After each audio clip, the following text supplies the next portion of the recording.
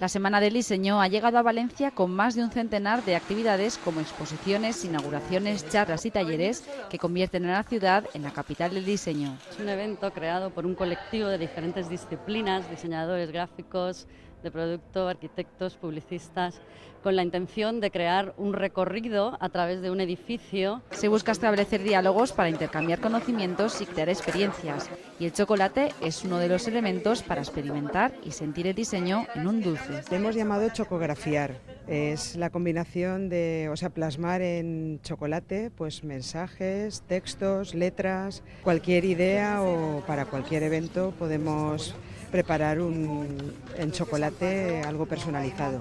Te das cuenta que el diseño no está solo en muebles o cuadros, sino que está en cosas tan cotidianas como el chocolate de todos los días. Podemos chocografiar en bombones, tarjetas de visita, cuadros, piruletas y composiciones especiales. Nos sentimos en la obligación de crear cosas nuevas, entonces, ¿por qué no el tener un chocolate personalizado? Una forma original de personalizar logotipos de empresas y endulzar a los clientes.